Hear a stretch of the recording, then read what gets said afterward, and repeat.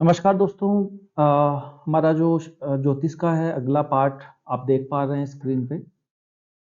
दोस्तों हमारे नवग्रह होते हैं, नवग्रह में भी दो पार्टों में बटे होते हैं।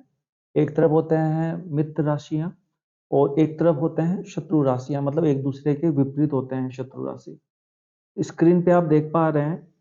अगर हम बात करें नवग्रह होते हैं, नवग्रह में से चार ग्रह ये होते हैं मित्र राशियां, सूर्य, चंद्रमा, मंगल, गुरु, है ना। ये अपने अंदर एक ट्रेंड होते हैं, इनकी एक टोली मान के चलिए साधारण शब्दों में। इनकी एक अलग सर्किल है, ये अपने मित्र हैं, है ना। तो मित्र हमेशा मित्र का फायदा करेगा, ठीक है। उसी प्रकार हम बात करें तो दूसरी साइड हम लेते हैं पांच को, लेकिन जिसमें केतु हम बाहर निकाल देते हैं, क्योंकि केतु ना किसी को मित्र मानता है ना ही शत्रु मानता है। वो केतु को हम साइड में निकालते हैं। इसके बाद में बचे हमारे चार प्लेनेट, बुध, शुक्र, शनि और राहु। ये जो प्लेनेट हैं चार, ये इन प्लेनेट के जो दूसरे चार प्लेनेट हैं सूर्य, चंद्र, मंगल, गुरु, इनके शत्रु हैं। अगर बुध की जैसे मान लीजिए सूर्य जो है बुध की राशि में बैठ जाते हैं या शुक्र की राशि में बैठ जाते हैं, शनि की राशि में बैठ जाते हैं, तो अपना जो प्रभाव है ये अनकंफर्टेबल हो जाते हैं, अपना पूरा प्रभाव दिखा नहीं पाते हैं या नुकसान करने की कोशिश करेंगे। कैसे, मैं आपको उदाहरण के तौर पे देता हूं। जैसे सूर्य जो है एक नंबर की राशि है, चंद्रमा है, सॉरी, सूर्य की 5 नंबर की राशि है, चंद्रमा की 4 नंबर की राशि है, मंगल की 1 और 8, और बृहस्पति की है 9 और 12। ठीक है। इधर हम बुध की बात करते हैं तो बुध 3 नंबर और 6 नंबर, शुक्र है 2 नंबर और 7 नंबर, शनि है 10 और 11। ठीक है, राहु की कोई राशि नहीं होती है, 10 और 11। अगर शनिदेव 5 नंबर की राशि में बैठ जाएंगे, ठीक है, तो गलत प्रभाव देंगे, नेगेटिव इंपैक्ट देंगे, और कह सकते हैं कि वहां पे उस स्थान को बिगाड़ देंगे। जब हम प्रैक्टिकल पढ़ेंगे तब आपको अच्छे से समझ में आएगा। अभी तो आप यही याद रखिए। और अगर सूर्य देव मान लीजिए 3 नंबर की राशि में या 6 नंबर की राशि में बैठेंगे तो अच्छा रिजल्ट नहीं देंगे। चंद्रमा अगर इस राशि में बैठेंगे तो रिजल्ट नहीं देंगे। उसी प्रकार सारी राशियां, जैसे सूर्य की ये अंक है, इन अंकों में अगर ये प्लेनेट बैठते हैं तो बेस्ट रिजल्ट मिलेगा। और ये जो अंक हैं ये हैं, ये आप परस्पर में अपने मित्र हैं, ये परस्पर अपने मित्र हैं। ठीक है, समझ गए होंगे आप। केतु अपने आप को अलग रखते हैं, और कुछ विद्वान मानते हैं कि जो बुद्ध देव हैं ये किसी को शत्रु और मित्र नहीं मानते हैं, जबकि सूर्य, चंद्र, मंगल, गुरु ये बुद्ध को शत्रु मानते हैं, लेकिन बुद्ध किसी को भी शत्रु नहीं मानते हैं, है ना। सबके साथ सम व्यवहार करते हैं। ठीक है, तो आप याद रखना कि सूर्य, चंद्र, मंगल, गुरु ये अपने अंदर मित्र हैं, ये फ्रेंड है, इधर ये फ्रेंड है। जब मान लीजिए दो टीम है फ्रेंड फ्रेंड की, तो अगर एक दूसरे के स्थान पे बैठेंगे जाकर तो नुकसान देंगे ही देंगे। ठीक है, क्योंकि ये एक दूसरे के शत्रु हैं। तो शत्रु और मित्र राशियां आपको समझ में आ गई। ये अपने अंदर शत्रु, ये अपने अंदर मित्र हैं, ये अलग से मित्र हैं, और एक दूसरे की राशि में बैठ के नुकसान पहुंचाते हैं। हम आगे बढ़ते हैं। देखो 12 राशियां होती हैं और 12 राशियों के 7 स्वामी होते हैं, 7 मालिक होते हैं 12 राशियों के। कौन कौन से होते हैं देखिए आप। मेष राशि के जो स्वामी होते हैं मंगल देव होते हैं, वृषभ के शुक्र देव, मिथुन के बुध देव, कर्क के चंद्रमा देव, और सिंह के सूर्य हो गए, कन्या के बुध हो गए, तुला के शुक्र हो गए, वृश्चिक के मंगल हो गए, धनु के गुरु, मकर के शनि, कुंभ के शनि और मीन के गुरु। ठीक है, ये इनके स्वामी होंगे। जब हम राशि बनाएंगे, जैसे अगर हम बात करें तो अगर आपके लग्न में 5 नंबर लिखा हुआ है तो इसके स्वामी 5 नंबर का मतलब क्या होगा? सूर्य। सूर्य के स्वामी मतलब 5 नंबर का राशि सिंह राशि हो गई। उस सिंह राशि के स्वामी कौन हो गए? सूर्य। वैसे ही अगर आप मान के चलिए कि आपके यहाँ पे लिख रहा है 12 नंबर, ठीक है, तो ये 12 नंबर का मतलब क्या है? मीन राशि। ठीक है, इसका मतलब है मीन राशि, और इसके स्वामी कौन हो गए? गुरु। ठीक है, तो ये याद करना है आपको भाई, ये इन राशियों के स्वामी है ये। अब इसमें दो चीजें आ रही है, एक तो चंद्रमा और एक सूर्य। कर्क और सिंह के एक एक स्वामी हैं। कर्क और सिंह के सिर्फ एक एक स्वामी हैं। कर्क के हैं चंद्रमा, सिंह के हैं सूर्य। इनके पास सिर्फ एक एक राशि है। बाकी और जो प्लेनेट है इनको दो दो राशियां मिली हुई है। जैसे अगर हम बात करें तो बुध को दो राशियां मिली हुई है। बुध को दो मिली हुई है, शुक्र को दो मिली हुई है, शनि मंगल को दो मिली हुई है, गुरु को दो मिली हुई है और शनि को दो मिली हुई है, इस प्रकार से। और बाकी के जो पांच प्लेनेट हैं इनको दो दो राशियां मिली हुई है और सूर्य और चंद्रमा को एक एक राशि मिली हुई है। आप अच्छे से रीड कर लेना, नोट डाउन जरूर करते रहना, नहीं करोगे भूल जाओगे। और इतना इजी शायद कोई समझा सकता है, मैं डायग्राम बना के आपको बहुत तरीके से समझा रहा हूँ।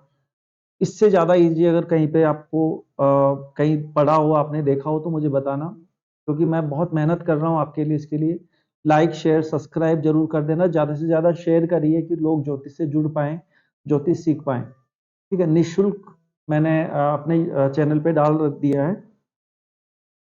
आपने दो चीजें पढ़ ली आज, मित्र शत्रु राशियां, उधर आपके स्वामी। अब हम बात करते हैं कि जन्म कुंडली में इनका क्या अधिकार होता है। ठीक है, तो हम बात करते हैं सूर्य की। तो सूर्य जन्म कुंडली में राजा होता है, राजा का अधिकार रखता है।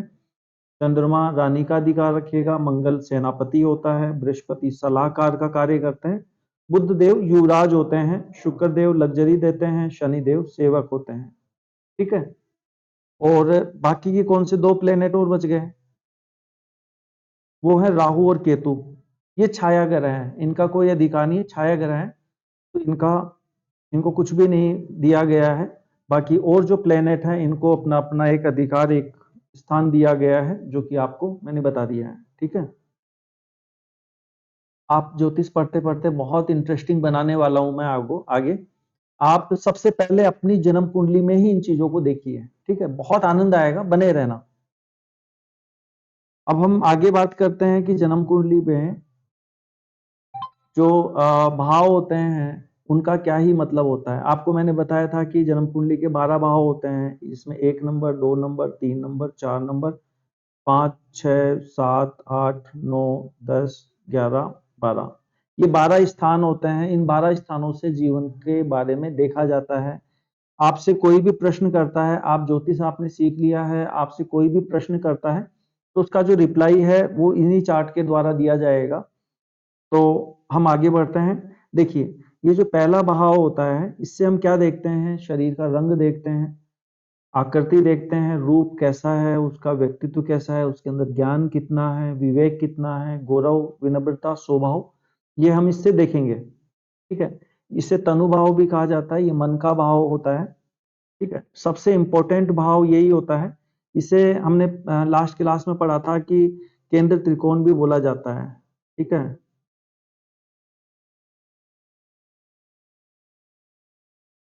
केंद्र त्रिकोण। ठीक है, ये केंद्र त्रिकोण भी होता है, पहला भाव होता है ये। और इससे ये चीजें देखी जाती है, याद कर लेना भाई।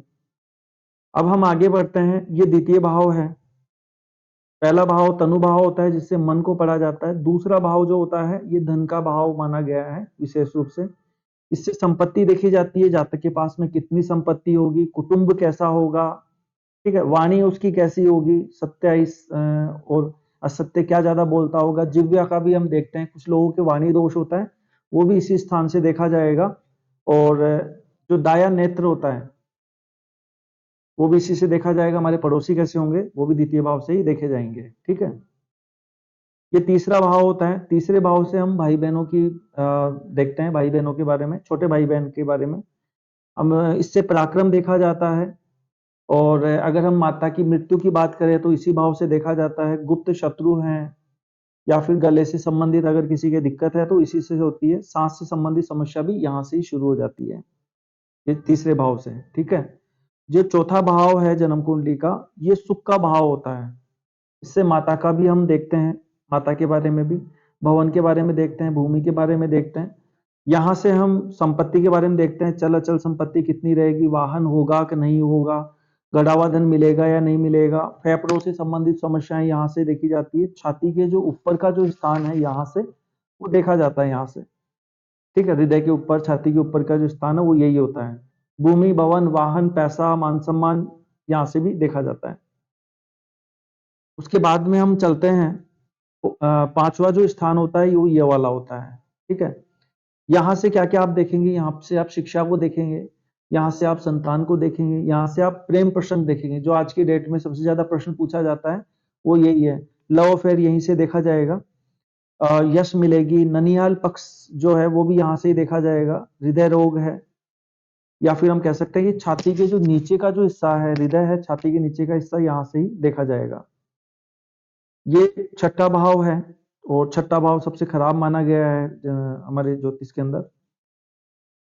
छठे भाव से आप क्या क्या देख सकते हैं, शत्रु, रोग, चिंता, मुकदमा जो होता है, ऋण, और अपयश, शोक, दुख, स्वास्थ्य, हेल्थ जो है यहाँ से ही देखी जाती है, छठे भाव से, ठीक है। ये सप्तम भाव है। आज की डेट में सबसे ज्यादा अगर प्रॉब्लम्स है तो पंचम से और सप्तम से ही है लोगों को। सप्तम मतलब विवाह, सप्तम मतलब जीवन साथी, सप्तम मतलब बिजनेस, ठीक है। तो देखिए, सप्तम भाव होता है जीवन साथी का, ये काम का भी माना गया है, वासना का भी माना गया है, विवाह का, दैनिक व्यवसाय जो है वो आप इसी भाव से देखेंगे। शत्रु, प्रत्यक्ष और अप्रत्यक्ष शत्रु भी यहाँ से देखे गए, पार्टनरशिप भी आप यहाँ से देखेंगे। और आपके गुप्तांग से रिलेटेड अगर कोई बीमारी है तो वो भी यहाँ से ही देखी जाएगी, सप्तम स्थान से, ठीक है। ये पीड़ित होते हैं तो ऐसी चीजें होती हैं, वो हम आगे की पार्ट में देखेंगे कि कैसे हम देखें पीड़ित है या नहीं है। जब हम ग्रहों को जन्म कुंडली में प्लेसमेंट करेंगे तो बहुत अच्छे से हम सीख पाएंगे, ठीक है। तो आपने पढ़ा सातवें, सेवंथ हाउस तक। अब हम चलते हैं एट्थ हाउस में।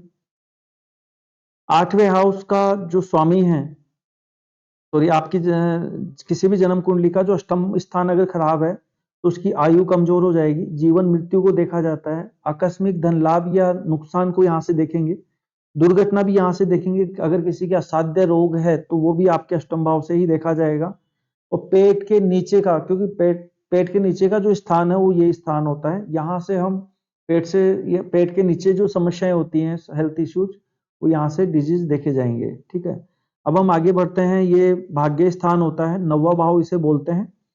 इसे भाग्य स्थान माना जाता है। ये ये सॉरी त्रिकोण में आता है, त्रिकोण का भाग है। इससे धर्म देखा जाता है कि आपके धर्म में कितनी रुचि है, तीर्थ यात्राएं हैं, यश भी यहाँ से ही हमें देखेंगे। साला साली संन्यास लेंगे या नहीं, या संन्यास की तरफ आप जाएंगे नहीं, वो सब चीजें यहाँ से देखी जाएगी। शिक्षा, गुरु, आचार्य आपको मिलेंगे या नहीं, तो यहाँ से देखा जाएगा। 10वां जो स्थान होता है वो होता है आपके ये वाला, ठीक है। 10वें स्थान में आप अपने पिता को देखेंगे। राज्य मतलब आप जो कार्य करेंगे, गवर्नमेंट नौकरी को भी यहाँ से देखा जाता है। कारोबार, पद, अधिकार, प्रतिष्ठा, राजयोग जो है वो यहाँ से ही देखी जाती है। अगर आपका 10वां स्थान खराब है तो आपको पिता का सुख नहीं मिलेगा। कर्म, कार्य क्षेत्र आपका खराब हो जाएगा, बिजनेस आप नहीं कर पाएंगे, प्रतिष्ठा आपको नहीं मिल पाएगी, राजयोग आपका फायदा आप नहीं उठा पाएंगे। एकादश भाव जो है ये है, और एकादश भाव से देखा जाता है हम आय को, ठीक है। आय है, लाभ है, उपलब्धि है, जो हमारी मनोकामनाएं पूर्ण होने वाली होती है वो इसी भाव के द्वारा होती है। बड़े भाई जो हैं उसको यहाँ से देखते हैं, छोटे भाई को यहाँ से देखेंगे, बड़े भाई को यहाँ से देखेंगे, ठीक है। और लेफ्ट आंख को यहाँ से देखेंगे, राइट आंख को यहाँ से देखेंगे। अगर आंख में दिक्कत है तो लेफ्ट में यहाँ से देखेंगे, राइट में, सॉरी, लेफ्ट में यहाँ से, राइट में ये वाला, ठीक है। और एकादश भाव का मैंने बता दिया है, आय का भाव होता है, लाभ का भाव होता है, मनोकामनाएं यहाँ पे पूर्ण होती है। द्वादश भाव जो होता है ये होता है मोक्ष का, खर्चे का। यहाँ पर चीजें हमारे खत्म होने लगती हैं, ठीक है। और अगर कोई व्यक्ति हॉस्पिटल में एडमिट है तो द्वादश भाव से ही देखा जाएगा उसकी स्थिति क्या है, मृत्यु का योग है या फिर कोई कुछ समय के लिए संकट आया है, वो यहाँ से द्वादश भाव से देखेंगे। और सबसे बड़ा बात होती है, ये जो भाव होता है ये सैया सुख का भी होता है। विवाह उपरांत जो वैवाहिक सुख मिलता है वो भी द्वादश भाव से ही देखा जाता है, ठीक है। तो बहुत अच्छे से आपने रीड किया, लिख लेना, है ना। और आगे हम और नेक्स्ट पार्ट में देखेंगे। तो आप ज़्यादा से ज़्यादा कमेंट किया करो, मुझे तभी पता लगेगा कि आप लोग कितना सीख पा रहे हैं, आपको कोई समस्या तो नहीं आ रही है। अगर आपको कोई दिक्कत आ रही हो तो मुझे कमेंट ज़रूर करें। और अपनी जन्म कुंडली एनालाइज करवाने के लिए हमारे नीचे नंबर दिए गए हैं, या फिर आपको कोई भी समस्या आती है तो हमारे नंबरों पे आप मैसेज छोड़ सकते हैं, या फिर आप कमेंट किया करें, उससे हमें मालूम चलेगा कि आप लोग कितना सीख पा रहे हैं और ये जो क्लासें हैं वो आपको कैसी लग रही है। ठीक है, तो इसी के साथ मैं सेशन को एंड करता हूँ। नमस्कार, धन्यवाद।